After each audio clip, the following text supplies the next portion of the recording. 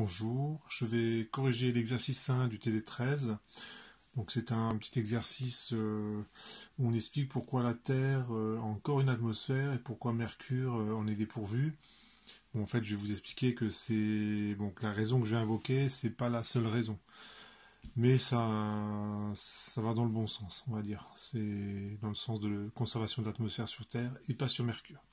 Bon, donc première question, c'est de calculer la vitesse de libération sur Terre et sur Mercure.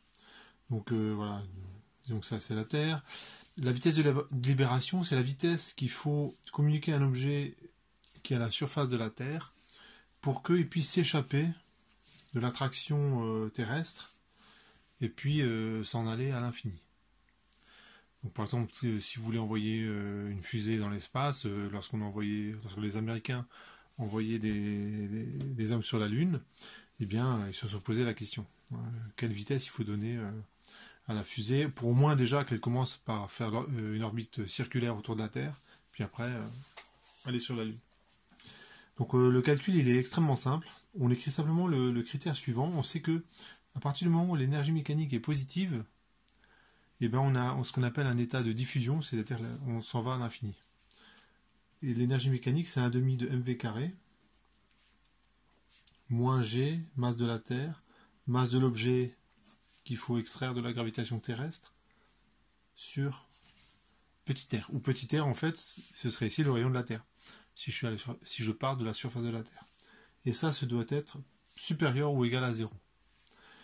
Et ben, je travaille un petit peu cette équation, et on trouve que V est supérieur ou égal. Alors le M il simplifie, donc on voit que ça dépend pas de la vitesse de libération, ne dépend pas de la masse. Et on a G, masse de la Terre, avec un 2 sur, ici, le rayon de la Terre. J'utilise le fait que je démarre du rayon de la Terre, donc petit r, ça vaut ça. Et ce truc-là, on l'appelle la vitesse de libération. Et V doit être supérieur à cette grandeur. Et quand on fait l'application numérique, eh ben on trouve que V doit être supérieur à peu près à 10 km par seconde. Donc c'est une vitesse qui est considérable. Juste pour une petite remarque, pour mettre en orbite circulaire un satellite autour de la Terre, c'est la même formule sans le 2. Donc on arrive à peu près à 7 km par seconde, ce qui est aussi très important. 7 km par seconde. Si vous regardez la station orbitale, des fois elle passe au-dessus de nos têtes et on peut la voir. Et bien on peut imaginer ce que c'est que 7 km par seconde. Vous avez quand même la station qui est à 400 km d'altitude et quand on la voit passer, elle passe à une très très grande vitesse. 7 km par seconde, c'est considérable. Donc ça c'est sur la Terre.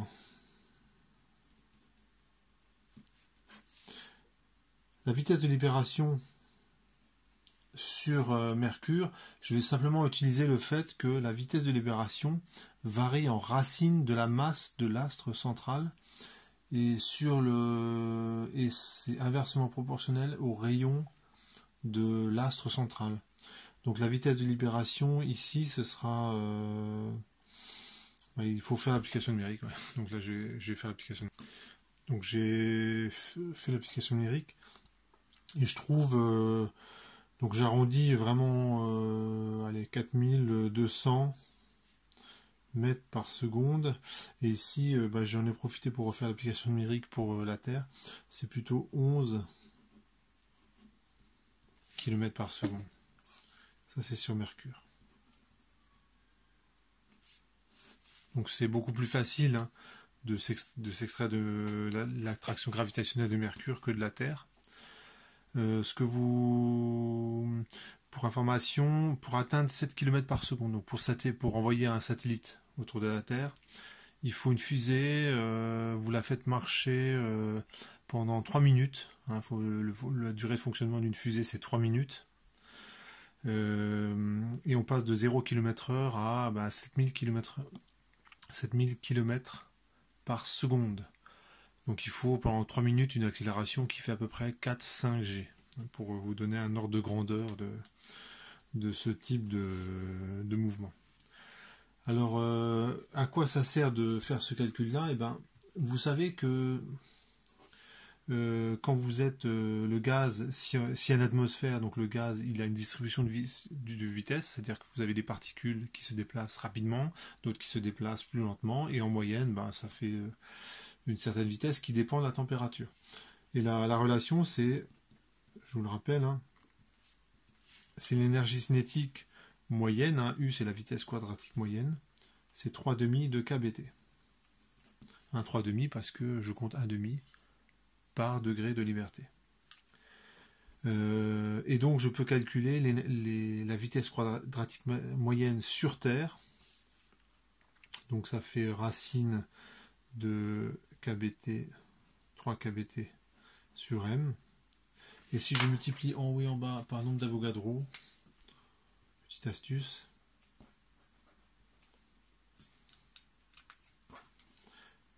eh bien, en fait, ce que vous reconnaissez, c'est d'une part la constante des gaz parfaits.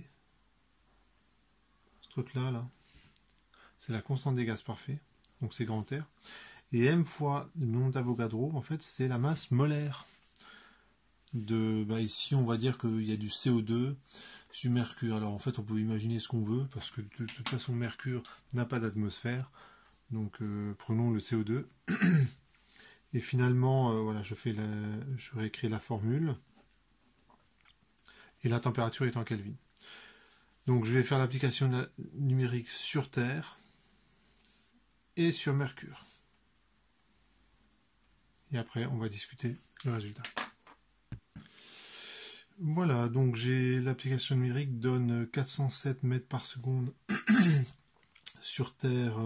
J'ai pris une température de 20 degrés, donc c'est raisonnable.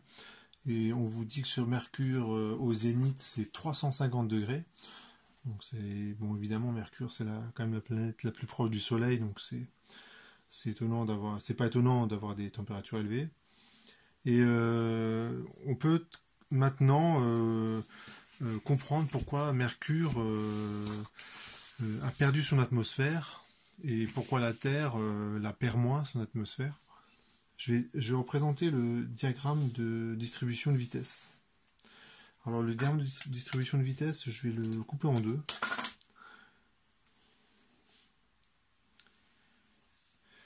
Pourquoi je le coupe en deux? Parce que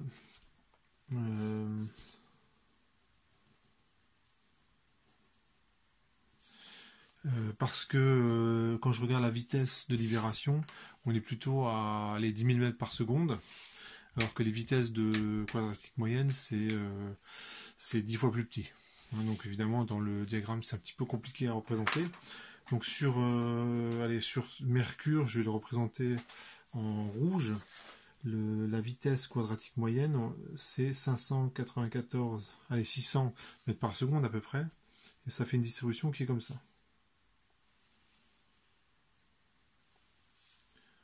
Et donc là, je la continue. Donc ici, il y a toute une partie de la courbe que je ne représente pas. Et ici, je vais mettre la vitesse de libération sur Mercure, qui est à peu près 4200 mètres par seconde. C'est ça la vitesse en mètres par seconde. Et je vais également représenter la distribution de vitesse sur Terre. Donc ici on a une vitesse qui est un petit peu plus faible, on est plutôt à 400, 400, bon j'écris 407 mais c'est à peu près 2 tiers de 600. Donc ça fait une distribution de vitesse qui ressemble, mais qui est un peu plus petite, donc elle est en dessous. Et si 4200 est ici, disons allez, 11 000 c'est là. Toujours en mètres par seconde.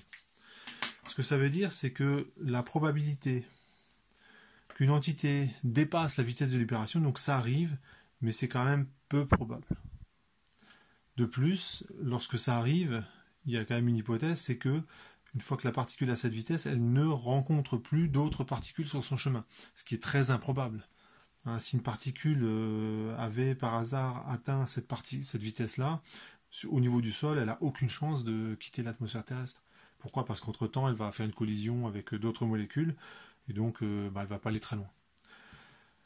Donc la perte d'atmosphère par ce processus-là sur Terre, et alors il y en a quand même des entités qui vérifient ces conditions, on va dire, c'est comme gagner, je dis un truc complètement au hasard, mais 2, 3 fois de suite au loto, donc ça doit arriver de temps en temps, donc sur la multitude des entités qui composent l'atmosphère terrestre, ça arrive, mais c'est vraiment marginal, c'est un effet qui est très petit. Même sur des très grandes durées, ça doit pas peser lourd. Sur Mercure, on voit quand même que l'effet est plus grand, plus important, certes faible aussi, mais quand même plus important. Alors si l'explication que je donnais en fait elle n'est pas parfaitement convaincante. La vraie raison pour laquelle la Terre a encore une atmosphère, c'est qu'elle a un champ magnétique. Et ce qui se passe dans la haute atmosphère, c'est que les entités sont ionisées par le vent solaire, par les particules ionisantes qu'envoie le Soleil. Et forcément, à cause du champ magnétique terrestre, une fois que la particule est chargée, en fait, elle est emprisonnée. Elle va se mettre à tourner, faire une trajectoire en circulaire ou en tire-bouchon au niveau dans la haute atmosphère, et c'est une manière de piéger la particule. Et c'est surtout pour cette raison-là que la Terre a encore une atmosphère. De plus, le vent solaire sur Mercure et le vent solaire sur Terre, c'est pas les mêmes parce que Mercure, étant plus proche du Soleil, il est évidemment beaucoup plus important. Donc c'est, on va dire, Mercure, il y a tout qui va dans le mauvais sens en fait, qui fait qu'elle n'a plus d'atmosphère. Voilà pour cet exercice.